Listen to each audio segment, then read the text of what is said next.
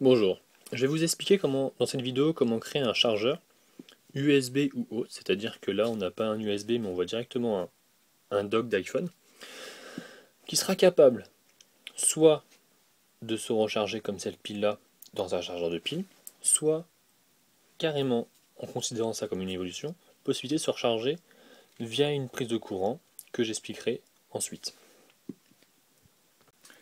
Je vous ai donc montré en premier 4 piles.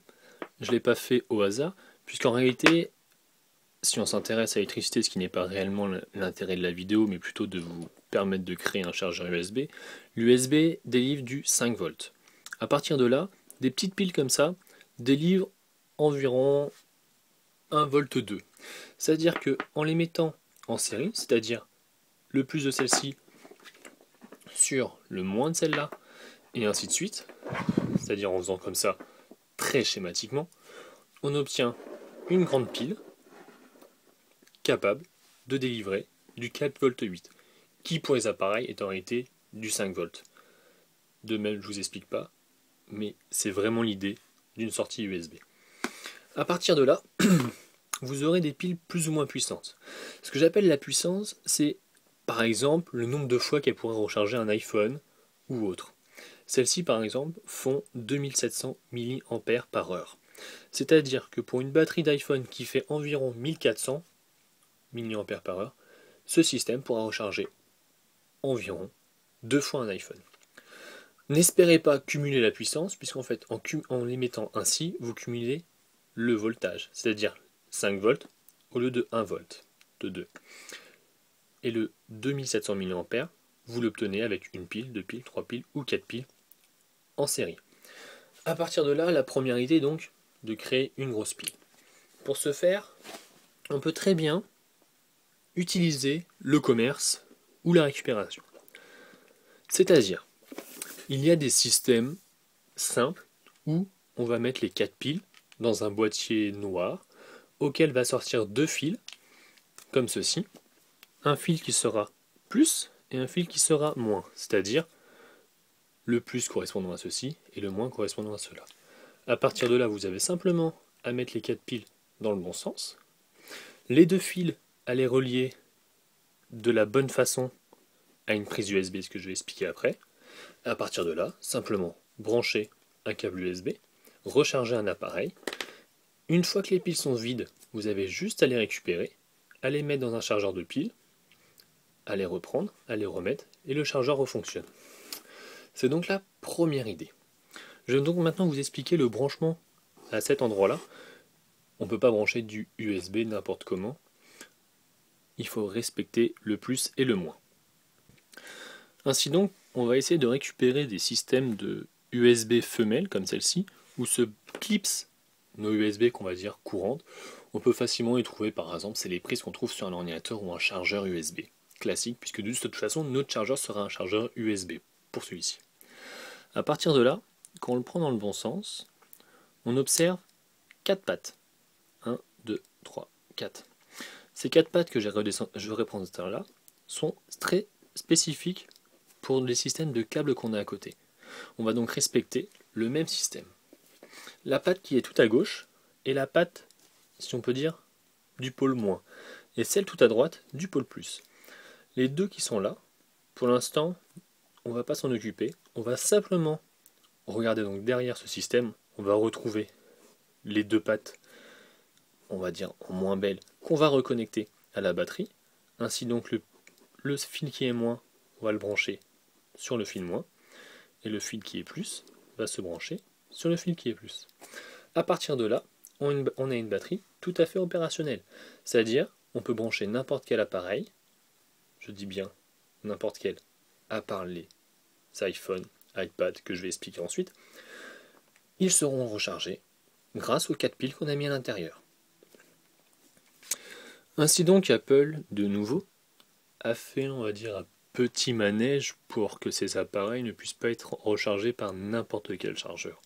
Bien sûr, les industriels ont réussi à le contourner, mais à notre niveau, c'est un peu plus compliqué à comprendre qu'est-ce qui se passe. Je ne vais pas vous expliquer ce qui se passe réellement, puisque c'est un problème de courant en fait au niveau de ces deux pattes-là.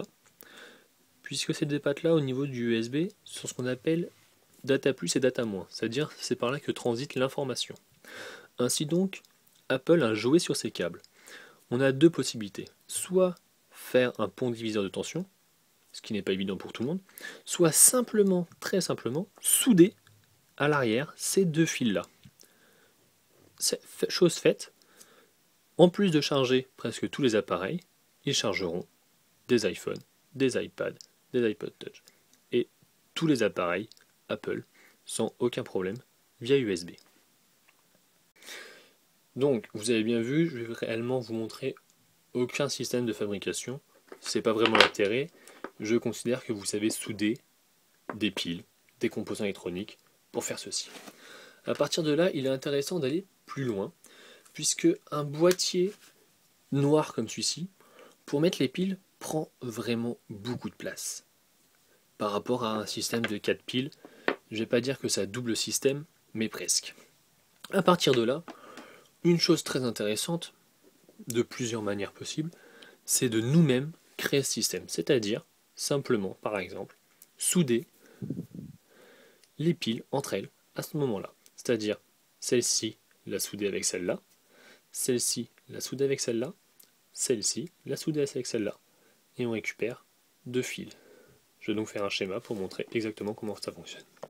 J'ai donc représenté les 4 piles tête bêche, c'est-à-dire le moins toujours du côté plat et le plus du côté de la petite bosse. À partir de là, il est simple de souder celle-ci, de souder celle-ci et de souder celle-ci.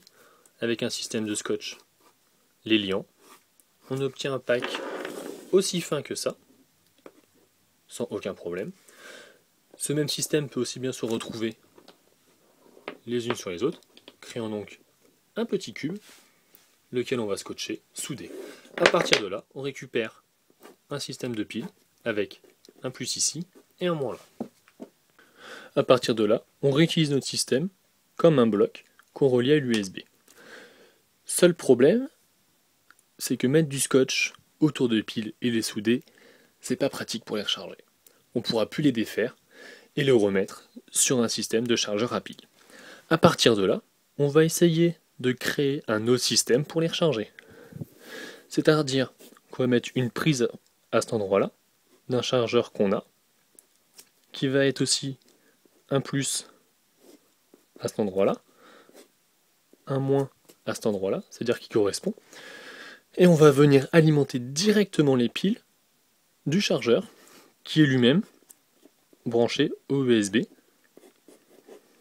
aussi par un plus et par un moins. À partir de là, il faudra bien sûr éviter de recharger le chargeur en même temps qu'un système, puisque les piles délivrant du 5 volts, il faudra les recharger avec un chargeur de 7 volts, à peu près 1 heure.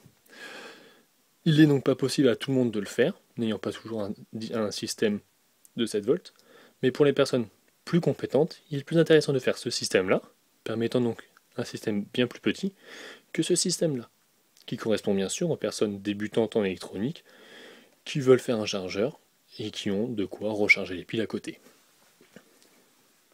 Ainsi on arrive à la fin de la vidéo et vous me direz, c'est bien beau, on a vu des schémas, c'est joli, c'est propre, il n'y a pas de problème. Je vais vous montrer un peu plus que ça.